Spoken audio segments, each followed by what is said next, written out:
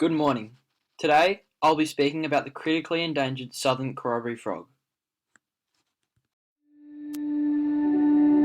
The southern corroboree frog is a small frog, generally between 2 to 3 centimeters for fully grown frogs.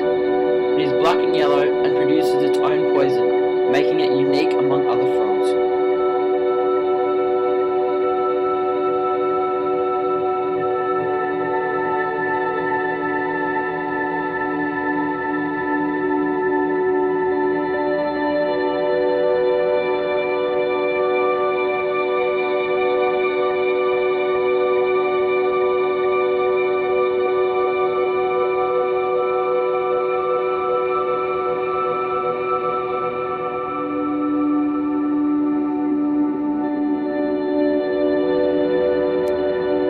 The southern corroboree frog is found only in a 400 square kilometre patch in the subalpine regions of southern New South Wales and Victoria.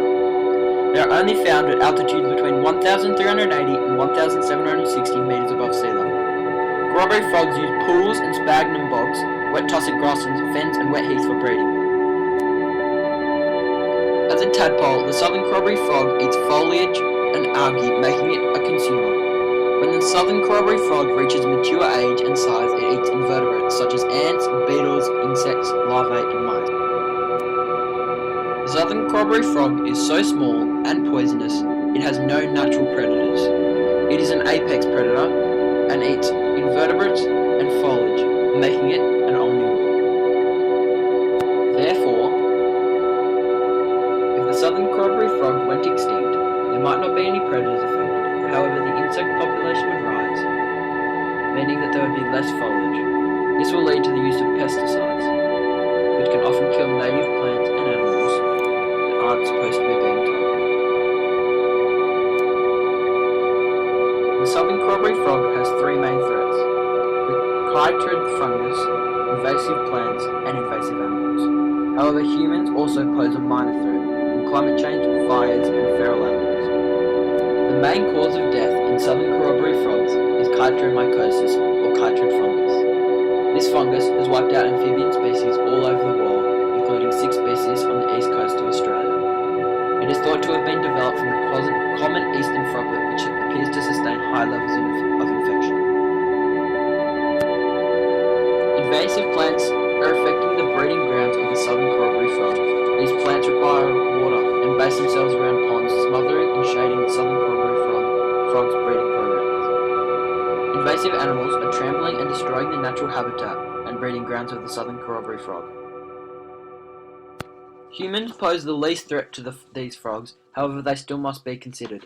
At the moment, climate change is having little effect, however in the future, reduced rainfall and warmer temperatures are likely to affect breeding pools and vegetation around them. Fires cause damage to the southern corroboree frog's natural habitat, killing native vegetation and also animals.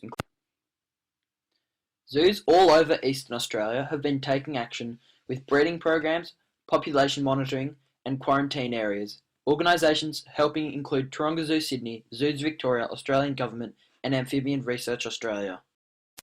Taronga Zoo runs a year-round breeding program in special breeding units that contain computerised temperature and water filtration systems. The program started in 2009 with 236 frogs, and in 2015 released 1,100 eggs back into Kosciuszko National Park. Taronga also has a quarantine station. In conclusion, the southern corroboree frog is under serious threat, and with less than 50 adult frogs in the wild, their future is uncertain. It is predicted that without human intervention, they would be extinct in less than 10 years. However, with new breeding programs, they have some hope. Created using Powtoon.